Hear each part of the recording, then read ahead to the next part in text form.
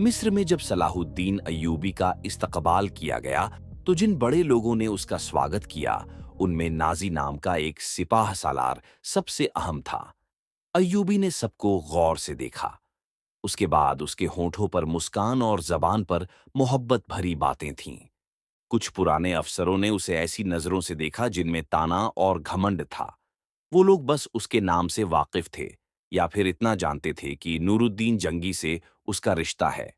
उनकी नज़रों में अय्यूबी की अहमियत सिर्फ उसके खानदान की वजह से थी, या इसलिए कि वह मिस्र का फौजी हाकिम बनकर आया था।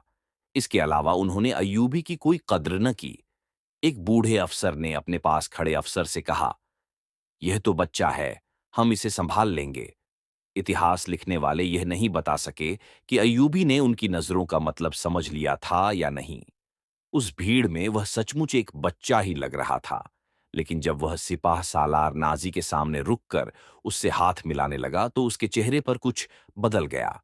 नाजी, जो उसके बाप की उम्र का था, पहले दरबारी अंदाज में झुका, फिर अय्यूबी से गले मिला।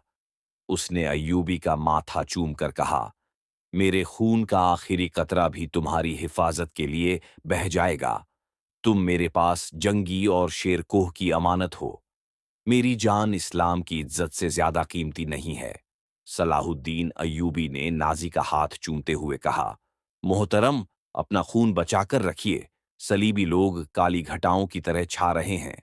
नाजी ने जवाब में सिर्फ मुस्कुराया, जैसे अय्यूबी ने कोई मजाक कर दिया हो। लेकिन अय्यूबी उस तजुर्बेकार सिपाह सालार की मुस्कुराहट का मतलब न समझ सका। नाजी फातिमी खिलाफत का पुराना सिपाह सालार था।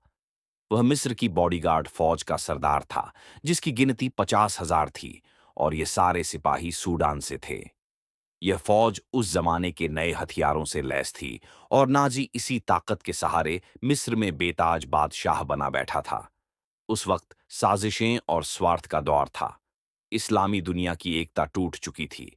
सलीबियों की बर्बाद करने वाली चालें शुरू हो चुकी थीं। लोग दौलत और आराम के पीछे भाग रहे थे। जिसके पास ताकत थी, वो उसे अपने इख्तियार और माल इकट्ठा करने में लगाता था। नाजी, जो सूडानी बॉडीगार्ड का सिपाह सालार था, मिस्र के हुक्मरानों और सरदारों के लिए दहशत बन चुका था। खुदा ने उसे चालाक दिमाग दिया था, इसलिए लोग उसे बादशाह बनाने और गिराने वाला कहते थे। उसने जब अय्यूबी को देखा, तो उसके चेहरे पर वैसी ही मुस्कुराहट आई, जैसे भेड़िए को किसी मासूम भेड़ को देखकर आती है। अय्यूबी उस छुपे हुए जहर को न समझ सका। उस वक़्त अय्यूबी के लिए सबसे अहम शख्स नाज़ी ही था, क्योंकि 50,000 सिपाहियों की फ़ौज उसी के हाथ में थी, और अय्यूबी को इस फ़ौज की सख्त ज़रूरत थी। सलाहुद्दीन अय्यूबी से कहा गया, हुजूर, आप इतनी लंबी दूरी तय करके आए हैं, पहले आराम कर लीजिए। लेकिन अय्यूबी ने जवाब दिया, जो पगड़ी मेरे सर पर रख दी गई है, मैं उसका हकदार न था। उसी पगड़ी ने मेरी नींद और आराम छीन लिया है। मुझे उस जगह ले चलिए जहां मेरे फर्ज मेरा इंतजार कर रहे हैं। उसके नायब ने पूछा, क्या हुजूर काम से पहले खाना नहीं खाएंगे? अय्यूब ही कुछ पल चुप रहा और फिर उनके साथ चल पड़ा। लंबे चौड़े और मजबूत सिपाही उस इमारत के सामने कतारों में खड़े थे, जहां खाने का इंतजाम था। अय्यूबी ने उनके कदकाठी और हथियार देखकर खुशी महसूस की, मगर जैसे ही उसने दरवाजे में कदम रखा, उसका चेहरा बदल गया। अंदर 4 नौजवान लड़कियां खड़ी थीं, जिनके जिस्मों में लचक और शानों पर बिखरे रेशमी बालों में कुदरत का हुस्न झलक रहा था। उनके हाथों में फूलों की पत्तियों से भरी टोकरी थी। उन्होंने सलाहुद्दीन अय्यूबी के रास्ते में फूल बिखेरने शुरू कर दिए, और साथ ही ढोल, शहनाई और बाजों की आवाज गूंजने लगी। अय्यूबी ने यह मंजर देखकर कदम पीछे कर लिया, लेकिन नाजी और उसका नायब दोनों झुककर उसे आगे बढ़ने की दावत देने लगे। ये वही अंदाज था जिसे बाद में मुगल बादशाहों ने हिंदुस्तान में भी अपनाया। सलाहुद्दीन अय्यूबी फूलों की पत्तियां मसलने नहीं आया। अय्यूबी ने ऐसी मुस्कुराहट से कहा, जो उन लोगों ने पहले कम ही कभी किसी के होठों पर देखी थी।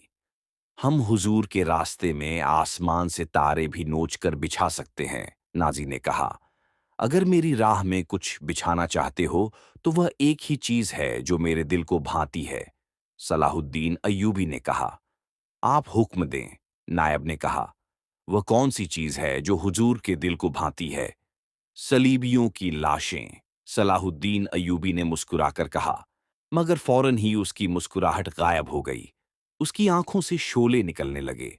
इसने धीमी आवाज में, जिसमें कहर और इताब छुपा हुआ था, कहा, मुसलमानों की जिंदगी फूलों की सेज नहीं। जानते नहीं हो सलीबी सल्तनतें इस्लामिया को चूहों की तरह खा रहे हैं। और जानते हो कि वह क्यों कामयाब हो रहे हैं? सिर्फ इसलिए कि हमने फूलों की पत्तों पर चलना शुरू कर दिया है। हमने अपनी बच्चियों को नंगा करके उनकी अजमतें रौंद डाली है। मेरी नजरें फिलिस्तीन पर लगी हुई हैं। तुम मेरी राह में फूल बिछाकर मिस्र से भी इस्लाम का परचम उतरवा देना चाहते हो?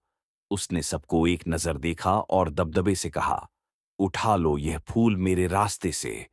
मैंने उन पर कदम रखा तो मेरी रूह कांटों से छलनी हो जाएगी। हटा दो लड़कियों को मेरे रास्ते से। कहीं ऐसा न हो कि मेरी तलवार उनके इतने दिलकश सुनहरे बालों में उलझकर बेकार हो जाए। आप देख रहे हैं अल इमरान सीरीज। इसके बाद क्या हुआ, वो हम आपको अगली एपिसोड में बताएंगे। वीडियो पसंद आने की सूरत में लाइक करें और हमारे चैनल को लाजमी सब्सक्राइब करें। फिर मुलाकात होगी अगली एपिसोड में। खुदा हाफिज।